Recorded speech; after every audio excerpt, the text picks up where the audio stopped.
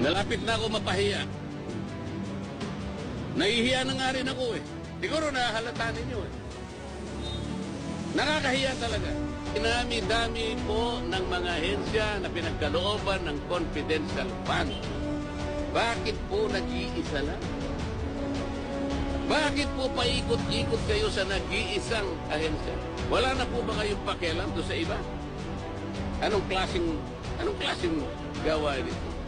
Paano tayo makakagawa ng isang matibay, ng isang katanggap-tanggap na investigasyon kung sa dinami-dami ng mga ahensyang nabigyan ng ganong klaseng pondo, isa lang ang tutugisin?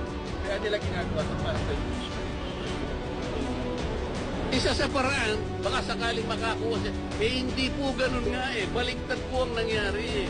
Hindi po kayo ang gagawa niyan. COA po kung yun ang ating objective.